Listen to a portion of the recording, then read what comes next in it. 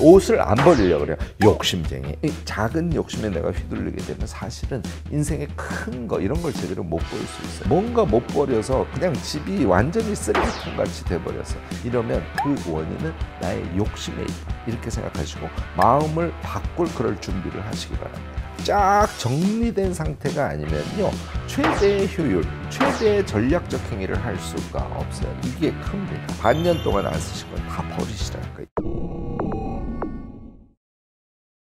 안녕하세요. 무엇이든 세 가지로 가르쳐드리는 명지대 교수 김익환입니다. 오늘은 여러분들 옷 정리해도 옷 못 버리시는 분들 있죠. 이 정리에 대해서 함께 이야기를 나눠보려고 합니다. 이게요, 우리 인생에 여러분들이 현재 생각하는 것보다는 엄청 결정적인 영향을 미친다는 거, 이거 잊지 마시고요. 오늘 이야기 끝까지 들어봐 주시기 바랍니다. 네, 우리가 계절 옷을 이제 우리 옷장 공간이 제한적이니까 계절마다 이제 옷을 옷장에 바꿔 넣는 경우가 많죠. 그런데 이렇게 하면서도 옷을 막 트렁크 같은데 막 꾸역꾸역 해서 하나도 안 버리고 넣는 분들, 원인이 뭘까요? 하고 저한테 묻는 분들이 많아요. 그런데 제가 오늘은 좀 파격적인 얘기, 여러분들께 충격적인 얘기를 좀 하고 싶어요. 이게요, 저는 한마디로 얘기해서 마음속에 욕심이 꽉 차 있는 게 원인이라고 생각해요. 대부분 이렇게 생각하지 않습니다. 여러분들 스스로 욕심이 그렇게 많은 사람이라고 생각하세요? 그렇게 생각하지 않죠. 그러니까 여러 가지 생각이 배면에서 작용을 하는 거예요. 무슨 얘기냐면 옷 같은 거 버리는 거 이거 환경적으로 좋지 않아. 삶을 성실하게 절약하면서 살아야지. 나는 그런 관점에서 사실은 옷을 버리지 않는 거야. 이런 무의식이 같이 작동을 하는 거예요. 자기를 자꾸 용서하는 거죠. 그런데요, 여러분들 이런 현상은 저는 욕심의 소치다, 이렇게 결론을 내립니다. 특히요, 큰 욕심이 아니라 작은데 자꾸 욕심을 내는 거예요. 이거 버리시지 않으면 여러분들 제가 추구하는 정리된 삶 이런 거 살기 정말 어렵습니다. 그래서 자꾸 자기를 용서하지 말고 옷을 안 버리려고 그래요. 욕심쟁이. 이 작은 욕심에 내가 휘둘리게 되면 사실은 인생의 큰 거 이런 걸 제대로 못 볼 수 있어. 이렇게 적극적으로 생각하시고 앞으로는 여러분들이 옷을 못 버린다든지 부엌에 그릇을 못 버린다든지 뭔가 못 버려서 그냥 집이 완전히 쓰레기통 같이 돼버렸어. 이러면 그 원인은 나의 욕심에 있다. 이렇게 생각하시고 마음을 바꿀 그럴 준비를 하시기 바랍니다. 네, 이거는 뭐 당연하죠. 여러분들도 알고는 계실 거예요. 제가 지적하면 고개를 끄덕끄덕 거릴 겁니다. 작은 욕심을 갖고 있으면은 제일 큰 마이너스 요인이 뭘까요? 큰 게 안 보이는 거예요. 왜냐하면 작은데 자꾸 신경이 가니까 크게 보지를 못하는 거예요.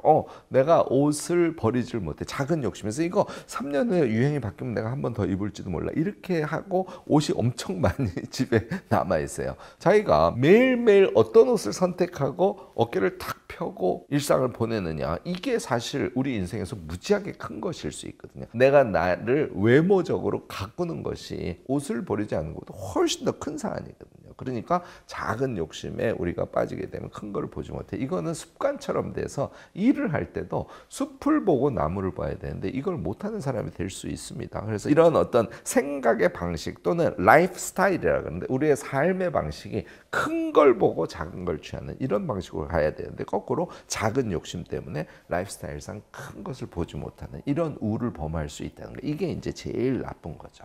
두 번째는요, 자, 옷을 버리지 않아, 부엌에 그릇을 하나도 버리지 않아, 심지어는 숟가락하고 젓가락, 포크 같은 게 한 50개씩 돼 안 쓰는 게 거의 대부분이죠. 이제 이런 상황이 계속 반복돼요. 그 다음에 책꽂이 옆에 올려놓은 그런 액세서리 비슷한 뭔가 장식용으로 있는 물건들이 막 쌓였어. 그래서 장식용은 장식을 하기 위한 것인데 장식이 아니라 쓰레기장이야.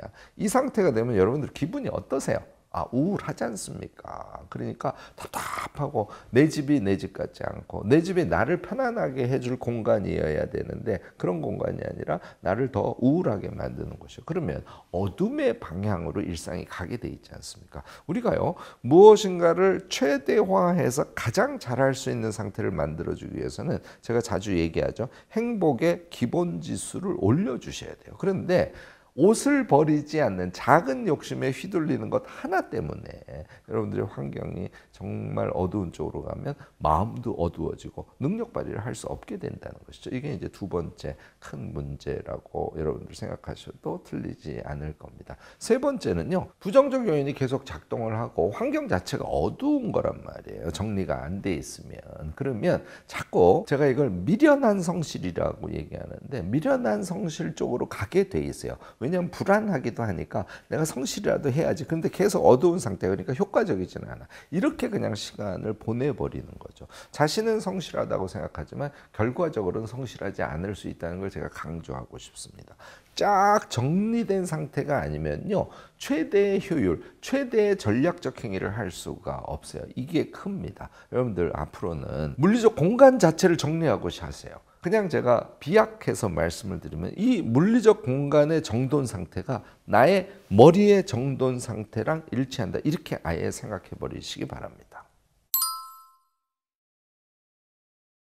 네. 제일 중요한 지점이죠. 뭐 원칙적인 얘기라고나 할까 원론적인 얘기니까 제가 이것은 딱딱딱 세 가지로만 말씀을 간단하게 드리겠습니다. 첫 번째는요. 당연히 작은 소유욕을 버리시는 거예요. 우리가 물건, 옷, 기타 등등을 갖는 건 어떤 거라고요? 존재적이라 그랬지 않습니까? 그 물건을 쓰면서 그 물건이 너무너무 사랑스러워. 나와 한 몸이 되는 것 같아. 이런 느낌을 가져야죠. 그렇지 않은 것들은 이제 사용을 다 했으니까 원래의 상태로 돌려주셔야 돼요. 버려주셔야 돼요. 그러니까 작은 소유욕을 버리고 존재감, 그 물건과 내가 일치되는 그런 느낌으로 생각 방식 자체를 바꿔주셔야 되고요. 두 번째는 기준을 가져야 돼요. 기준을 가지면 버릴 수 있습니다. 저는 사실 조금 심해서요. 6개월, 반년 동안 한 번도 쓰지 않는 것은 일단 버리는 걸 원칙으로 합니다. 여러분들 이렇게 하시면요. 옷 반 이상 버릴 수 있을 거예요. 부엌에 있는 그릇 반은 버릴 수 있습니다. 양념통 엄청나지 않아요? 여러분들 해외여행 가면은 다 무슨 뭐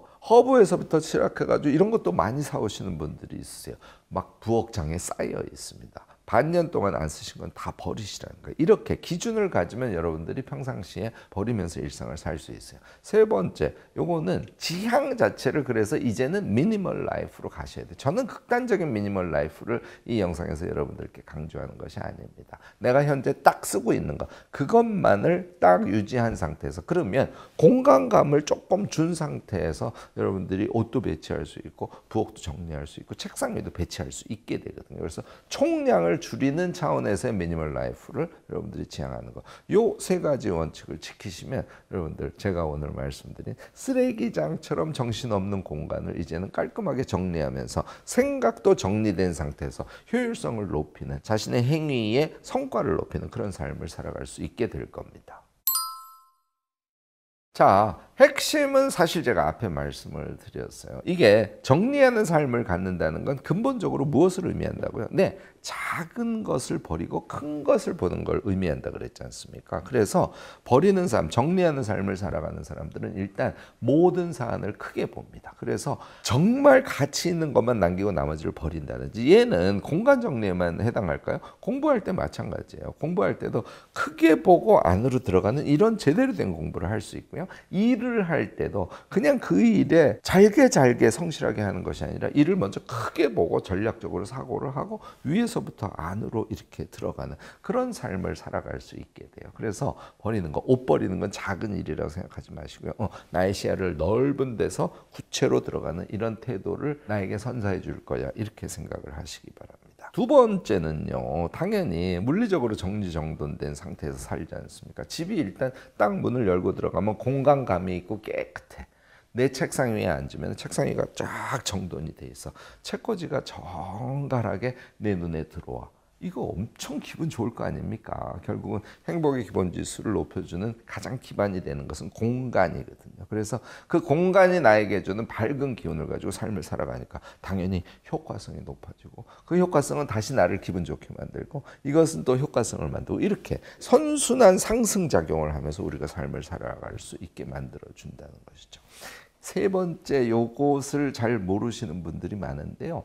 공간이 정돈이 돼 있으면 몰입도를 훨씬 더 높일 수 있습니다. 되게 심플한 건데 그 생각을 못하는 분들이 많으시더라고요. 주변이 정신이 없어. 여러분들 신경이 가요, 안 가요? 네, 신경이 사실은 자잘하게 주변에 가 있는 거예요. 그래서 정돈이 안 된 환경에서 여러분들이 무엇인가를 하면서 몰입을 하기란 정말 쉽지가 않습니다. 여러분들 몰입은 신경 분산을 우선 차단한 상태에서 이렇게 곡선을 이렇게 그리는 거예요. 처음에는 머리를 쭉쭉 조금씩 돌려주다가 쭉 빨려 들어가서 정말 집중하는 상태. 이게 이제 플로우, 흐름으로서의 몰입 상태거든요. 얘는 공간이 정돈된 상태를 전제로 하는 거예요. 그래서 여러분들이 무슨 일을 효과적으로 할 뿐만 아니라 몰입해서 하고, 제가 이제 탄력성 있는 시간 활용을 굉장히 중요시 하지 않습니까? 그러면 몰입을 했다가 쉬어줬다가 하는 것이 정돈된 공간에서만 가능하다는 걸 제가 오늘 정말 강조하고 싶습니다. 자, 이게 된 사람은, 마지막으로 이 얘기, 뭐 오늘 주제가 직결되지는 않습니다만, 이게 된 사람은 자 몰입도 돼요. 그 다음에 정말 브라이트하게 움직일 수 있어요. 항상 밝은 기운이에요. 자, 이 상태에서 뭐만 되면 될까요? 네, 지속의 힘만 붙이시지 않습니까? 아, 뭔가 내가 몰두를 해야 돼. 그런데 이번 일주일은 내가 지속해서 이것을 끝내야지. 이 능력만 붙이시면, 정리에 의해서 집중 능력은 자기가 갖춰졌으니까 뭐든 할 수 있는 사람이 될 수 있습니다. 우리요, 옷 좀 적극적으로 버리고요, 정돈된 삶을 살아가면서 우리가 정신도 잘 정리된 상태야. 그리고 그 정돈된 상태에서는 신경이 분산되지 않으니까 집중하고 몰입할 수 있어. 여기에다가 지속의 힘까지 여러분들이 붙이시면 우리 인생 주관자로서 멋지게 개척해 가실 수 있다고 저는 믿습니다. 오늘 제가 제안한 이야기가 도움이 되셨다면 좋아요, 구독, 알림 설정까지 꼭 부탁드리겠습니다.